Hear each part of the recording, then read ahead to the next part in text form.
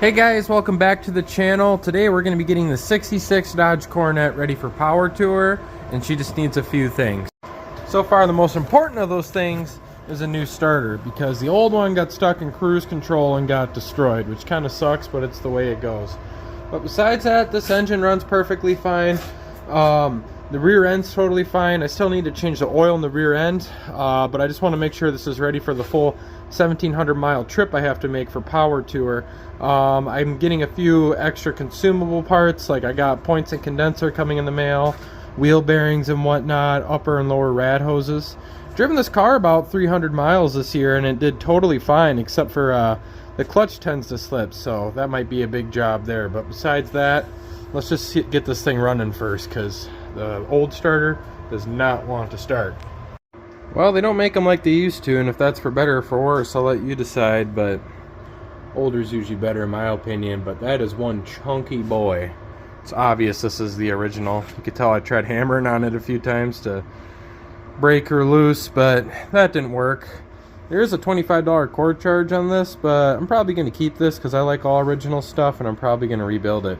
But anyways, here's a new Chinesium starter. We'll get that thrown in the Coronet and see if she'll turn over. Well, here I am underneath the Coronet, and I had to take the service plate off because, man, that starter wasn't sitting in there just right, and I'm thinking maybe it's because we got some of this mouse nest material blocking it from going in.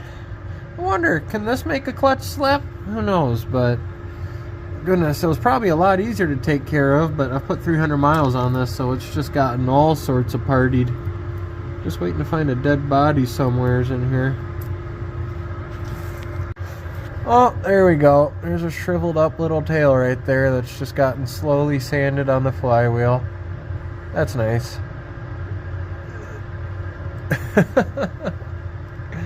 Oh, maybe I should just turn this over with this plate off and just kind of let everything spit out for a bit. Well, y'all, the starter doesn't quite fit just right. I can only get one bolt in, but we'll at least get her to fire up, and I'll have to return that starter. Darn you, AutoZone. But pump it. She turns over like a champ. It's got some older fuel in it. She'll start up. See, we don't have to care about the starter because we're returning it. Well, she doesn't want to start, and I don't want to flood her out, so I guess she turned back into a revival again. But, you know, who doesn't like a good revival? Let's see, are we getting fuel? I think I can smell it, but maybe? It's kind of hard to tell.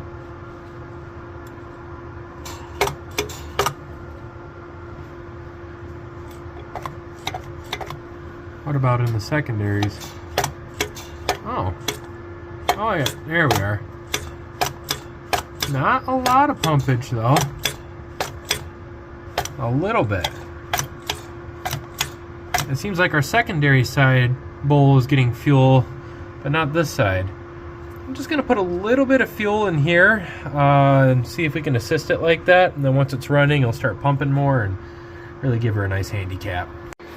Alright, got some 40-to-1 mix inside my power steering fluid bottle here, so I'll just give her a little bit of the good stuff. Oh, it would help if the end's cut. Alrighty, applying the sauce. And you just got to do it till it overflows. A little bit of power steering fluid's real good for it in there, you know, it really helps clean her up. Yeah, that's because that's all that's coming out. Oh, I can even like kind of Kobe it. There we go. Yeah, now I'm just getting gas everywhere. Nice. Alright, this is a two-hand job. So after promptly spilling, well, that was actually gear oil inside that bottle, so that was nice.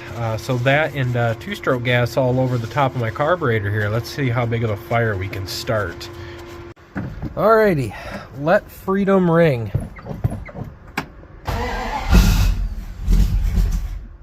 Oh, freedom wants to ring.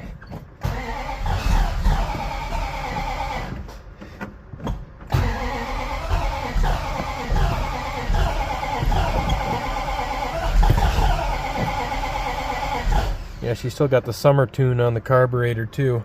I'll get back to y'all. Well, battery charger's warning me about something. Yep. Well, at least we're burning off all that gear oil, so there's a positive to that.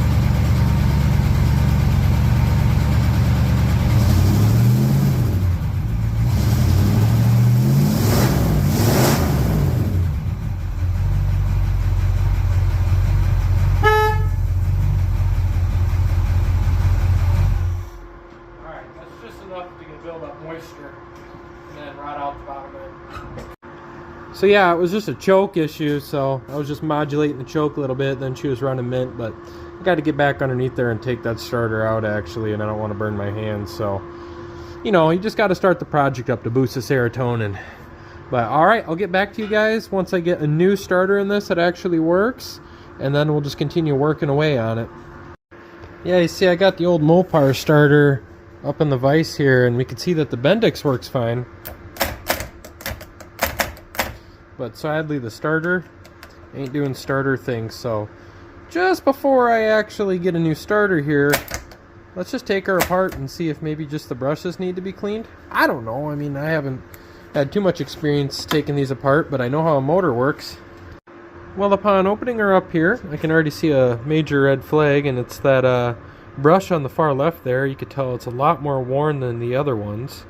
There's also a rip in that wire there. But besides that, I don't see anything too out of the ordinary. So let's see if we can take this apart more and get better access at that brush. Well, on second thought, actually, it was just that wire desoldered. So maybe we'll just solder that back and see if they'll fix our issue. And also, it looked like that brush was stuck, but upon just pulling this cap off here, it seemed to unstuck it. Now it's a little too unstuck. But anyway, so we'll just solder that and see if that fixes our problem. Well guys, it's the next day, and long story short, that starter didn't work out. So I have a new one ordered for 93 Dodge Dakota. Apparently that's a starter mod on these. Anyways, now I need to fix the parking brake, because as we know, these just have the single pot of death on them. And if I lose all brakes, or lose one line, I lose them all, even though I got brand new lines. You never know. And sadly, the parking brake doesn't work either, so I'm gonna have to fix this as well, because if I lose these, I at least want the assurance of having this when we go on that 1,800 mile road trip, because we are aiming to do the long haul. I want to try and do that. Well, upon further inspection, moving the pedal back and forth, I realized there was no return, like it wasn't getting pulled back. So then I went underneath here, followed it through the fender. Kind of funny how Mopar did that. Kept coming back, and oh, it's got the Bluetooth parking cable, so there is our problem. But yeah, I'm guessing that runs back down to there, and then down yonder, and I'm probably missing all the hardware for all that, so I get to figure that out, but you know, it's just the way she goes. Alrighty, so just going in the back here now, inspecting what hardware I'm missing, and I got the actual cables coming off of the rear drums, but as I found out, these are just tucked in a hole in the frame. So thank you, Grandpa, for doing that, I guess. But anyways, so I'm guessing there's like a little, balancy boy that goes between here and then down to that fella there. But obviously that fella snapped. So I'm gonna need that cable that goes from the pedal, the balancy boy, and whatnot. But I'm gonna have to start looking at schematics. But alright, so that mystery has been solved. And also, since I've been back here, I knew this leaked gas supposedly, and it definitely does, because the whole bottom of it's actually kind of soaked in that nice old gas smell. And I think it's that gasket right there that the filler net goes in. So I'll have to drop the tank and fix that too. But one thing at a time, one thing at a time. So try to fix one thing, that being I'm gonna have to edit this. Yeah, I'm real glad I'm starting this out like 5 months ahead of schedule, because I tried to fix a starter, can't do that. Tried to fix a parking brake cable, can't do that. Now let's try to fix the HVAC, and if I can't do that, I might just have to retire from cars. Yeah, as you can tell here, I just had to do that. HVAC does not work at all, so we're gonna have to figure that out. Is this an 8-track player? Ah, no it isn't. But maybe it's just something as simple as a fuse, or maybe it's some messed up wiring and I'm just gonna hate life. But either way, we'll figure it out. You know, if Mopar exceeded at one thing back in the day, it was making things at really uncomfortable angles. But anyways, there's the fuses up there. It looks like the fuse for the actual HVAC isn't blown, but I'm just gonna wiggle it a little bit because it could be corroded, and we'll see if that fixes the problem. Well, y'all, I got the fan to work. I also had to take off half the dash. But the power supply wire to the actual connector there that connects to the switch here, and these go anywhere from like 20 to 300 bucks on eBay. But the actual power supply, for some reason, ain't giving power, and I got to dig into the harness and whatnot. But anyways, if I just hot wire it, you can actually hear the fan running down there. It's not blowing super hard, but at least it's blowing, so at least we know that works. But I'm just gonna have to keep digging into this, and I'll let you know how she goes. Also, I found out the speedo cable is disconnected, so that's why my speedometer wasn't working. So awesome, we can get that hooked up, and hopefully this cable isn't broken. Yep, it's just something as simple as a switch being bad, because when I put this in here and cycle it, nothing. So at least that's an easy fix. Well, yeah, I can't find a replacement for these switches for less than 60 bucks, so I just took it apart and cleaned up the contacts. See if that fixes it, and if it doesn't, I might have a couple more tricks up my sleeve. Well, after putting it back together, I couldn't get all the switches to work, but the last one, I can. Sometimes she requires a little bit of a wiggle, but there we go. So that's pretty awesome. I'll take one working mode over spending a minimum of 60 bucks on a new, cheap little switch. I shouldn't say they're cheap, but no one makes these new anymore, so they're all new old stock or used old stock, but really easy to take apart. And I bet you if I actually wanted to fix this right, I could just get underneath there and crimp on a new piece of brass, or maybe lay a little bead of solder on there. But for now, this is good enough for me. And if you guys want to do this at home, oops, sorry, I almost dropped y'all there. Real easy to do. You just unbend these tabs, open it up, clean it up, and put it back together. That's all I did. I just cleaned off the surfaces. I didn't even add any material or anything, but hopefully this helps you guys out. Hey guys, I got it working now on high and low. I just took that brass contact off and shoved some tinfoil underneath it because it wasn't quite pressing against those little rivety contact surfaces too well, but now it works fine. But sometimes you got to wiggle a little bit to get it to work. I'm not saying this is a great permanent fix, but it is better than spending, you know, $60 to $300 on a new used Mopar switch. But there's off, there's on, and there's low. Back to high. A little finicky, but you know what? I'll take it. It's better than nothing. But of course, that's not all. Now we got to fix the wipers, because those have never worked either, so. Oh. Alright, okay, never mind. I guess life is good there. Oh, that's a lot nicer to get to compared to my Ford. Well, that's something I've never seen before. So, you know how most wipers have clicked-in modes and whatnot?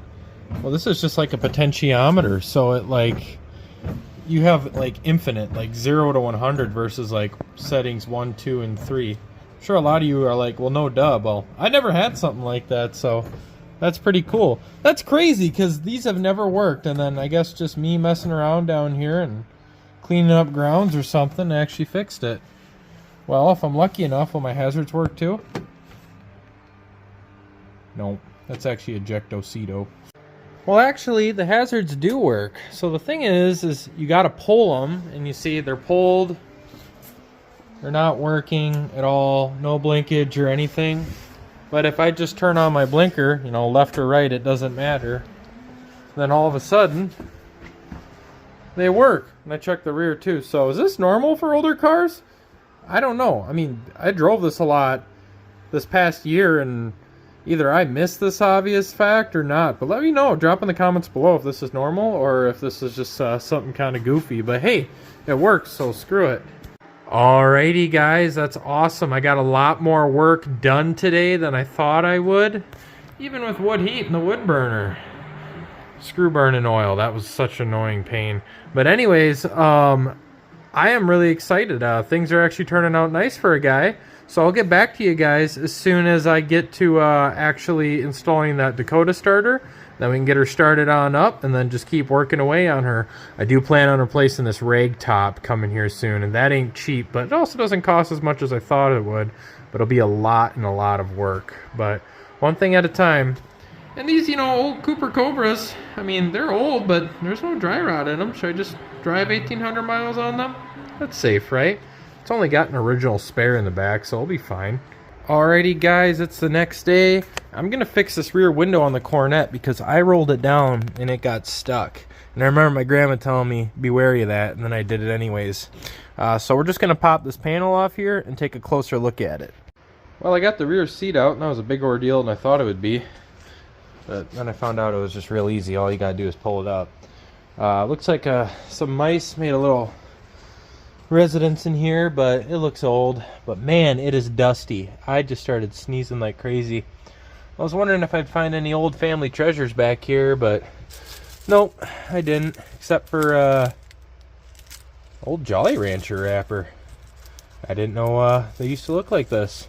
It was probably my mom's once. Like I said, they took this to the Wisconsin Dells all the time. Oh, there we are. Figured we'd find one of these guys eventually. One in the flywheel housing and one in the back seat. Anyways, let's get back to working on this. Anyways, here's that Jolly Rancher wrapping. If any of y'all were born before 2000 like me, I've never seen one like this. Well, and I guess while we're at it, let's send this little mouse to Valhalla. Right, there you go, bud. Also got the dead Skyrim dragon looking mouse too. Let's throw that guy in there as well.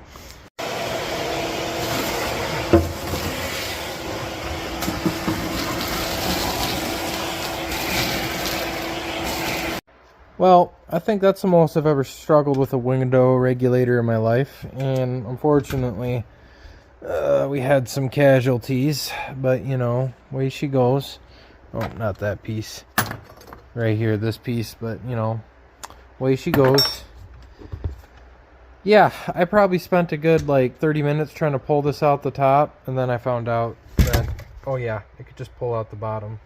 So I felt really dumb because of that. But anyways, I got this window regulator out because I think that gear in there is just stripped because it'll only go one way but not the other. So I'm going to investigate that a little bit more and see if that's the cause of our issues there. Yeah, going forward like this, she'll just want to skip. Going back, it's fine. Well, it's funny because this is actually rolling it up, but then this is rolling it down on the car, but when you try and roll it up, it'll do that skipping. So, yeah, unfortunately, I think the gear in there is just wallered, so I'm going to have to get a new regulator. But, you know, way she goes. I'm just going to count my blessings. At least the wipers worked, mint, so, you know, I got that going for me at least. Oh, look at that. Even more dead mice. Do Valhalla. But there we have it, y'all. That's it for the video. I know it's kind of more of a boring video. Not a lot of progress was done. But if I was going to make this whole video series from me fixing this from the start to the end, I'd have like a 2-hour long video. So I just want to put this out in sections. So right now we know what we have to do to the Coronet. We got to do the rag top. We got to fix that window regulator.